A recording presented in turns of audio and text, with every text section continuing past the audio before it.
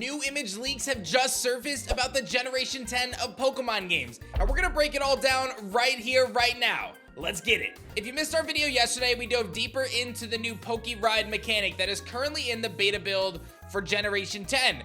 Theoretically called Pokemon Wind and Wave so far. This Pokeride mechanic is going to allow the player to essentially ride a Rotom scooter and traverse around the terrain with a Pokemon pulling you, being controlled kind of like the Synchro machine.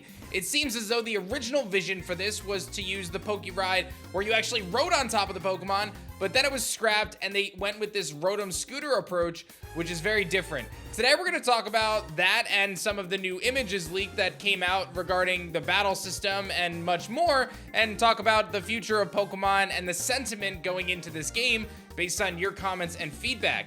If you enjoy these leak type videos, make sure you guys are subscribed to the channel as I post content almost every single day and working our way back up to 1 million subscribers. This is going to be the place to be to get the leaks, news, information, updates, and more, so don't you miss out. So as I mentioned, the Pokeride feature was ultimately scrapped. We saw in ZA that there was an opportunity to ride on Go-Goat and various Pokemon, and then they took that out, and now in the upcoming Generation 10 games, it seems like there's been some major concerns over scope, and they've scaled things back pretty significantly, utilizing a different type of Pokeride, which is involving the Synchro machines.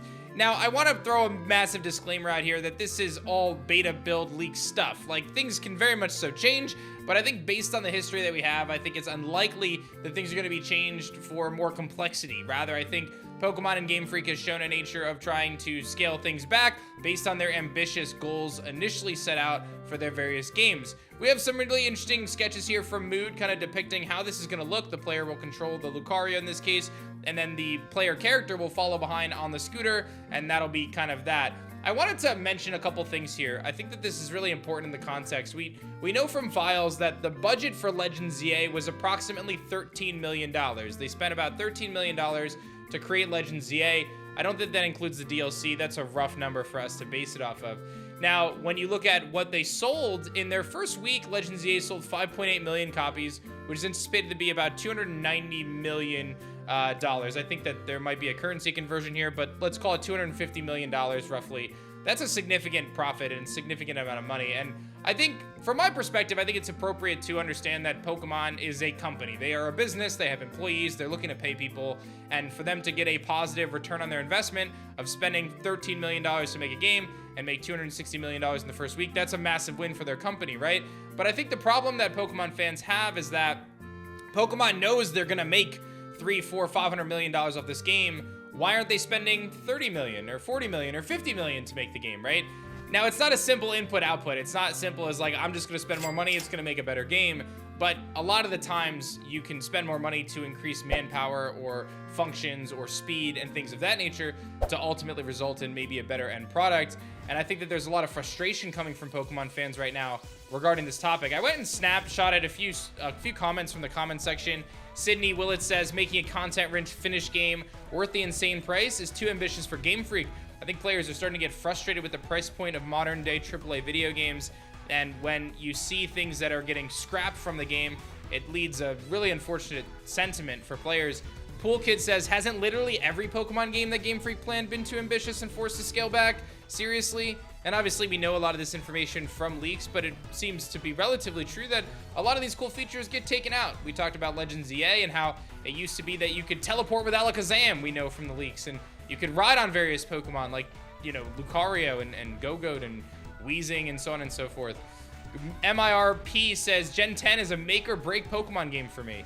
Now, I find this sentiment to be funny. I'm not saying that they did anything wrong with this comment. I think a lot of people say that every generation, and then we as Pokemon fans keep coming back. Look at me, I'm even back, which is kind of funny. Red Bear says, a good company would have just left the extra animations for the ride mechanic. The Rotom scooter is lazy. I agree and I disagree. I think you have to make certain decisions in game development, and I think in this case it may not be worth the squeeze, right? The juice may not be worth the squeeze to go through all these Pokemon animations to allow them all to be rideable when you can find a more cohesive solution that results in a better gameplay experience or a simpler gameplay experience. I don't totally agree with that, Red Bear, but I can understand where that sentiment comes from. So let's talk a little bit more about some of the stuff we've seen from Generation 10 so far, now that we've talked a little bit about how people are feeling about what we've seen so far. light post the Gen 10 beta build, Overworld UI, and City leak. Obviously, this is very, very early stages, but we can see the UI of the party ultimately at the bottom of the screen, the player character running, and then, you know, some very placeholder graphics for, you know, those various towns or cities. The thing that was most enticing to me, though, was the battle UI leak that came out. It seems as though, as we've got this Lucario, Gyarados, Shinx, and Sandygast on field, it seems as though we may be going back to a turn-based combat system, which I think is probably really cool. I will say, like, I went into ZA expecting to not like the battle system, being completely honest, and I loved it. I actually thought it was really good. I thought it was a really, really good battle system. So I'm not gonna be sad if they bring it back in some other capacity, because I thought it was really compelling. But I understand that Pokemon has historically been a turn-based franchise. Champions is coming out. That is going to be turn-based. It makes sense for turn-based battles to exist in this game. I think going to full real-time battles is not the direction Pokemon is going to be forever. I think they'll probably alternate between the two as more games get ultimately developed and as they continue to explore these various branches of the franchise through, you know, Legends ZA and the Legends games, and then, you know, kind of the typical new generation stories or remakes of old games. But based on what we're seeing here, it seems very much so likely that we are looking at a turn-based battle system. I'm curious how you guys feel about that. I tend to think it's a welcome addition, but I'm also not someone who was gonna die on one hill or the other, right? I think if it was a real-time battle system, I probably would have been cool with that. And it being turn-based, potentially, it seems, is also fine with me. But let me know what you guys think about that in the comments down below. Some other information that has come out, Central Leaks reporting on the fact that Megas in Gen 10, the build of the game we are aware of, has a bag pocket for Mega Stones. So it is possible that Megas return in Generation 10, but they say, however, no Mega Stone items were programmed in yet. It's possible that this code is simply left over from ZA, or there is a plan for Megas to return in Generation 10 in a big way. Unsure which is true, but worth noting. There is precedent here of Pokemon leaving unused game files in future titles and them being, you know, kind of searchable through the various details there, but we'll have to wait and see how that plays out. I would love to see Megas continue to make their presence known in the franchise personally. And the last thing I want to mention is we got a user named Moot Monthly, who I started following recently on social, and they're someone who is leading some initiatives in a Discord server to uncover some of these leaks, and I'll continue to report on them here. But their objective is to find the map. They want to find any proof that a build exists and that people aren't just making things up. They want to figure out what Majin means, which we're anticipating has something to do with the core mechanics of the game, whether it's boss fights or the weather relations that we've been talking about. They want to find any information about Generation 10 Pokemon, no matter how small. And then they want to blow the gatekeep wide open. I think there's a thought that some leakers keep information private. They're looking to disseminate more information.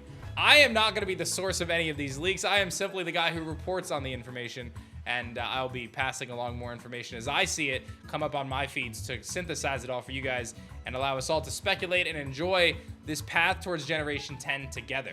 I know I read a lot of comments in this video talking about negative sentiments about Pokemon, but I do think there's a lot to be excited about for the franchise, and I'm definitely excited for Generation 10 and what the future of Pokemon holds. If you want to see more update videos on the channel, make sure you guys subscribe so you don't miss out on our updates here. And if you want to see what I'm building, I'm creating my own monster catching RPG called Celestrals Awakened, which just set records over on Kickstarter, raising $1.5 million to become the #1 funded video game of 2025.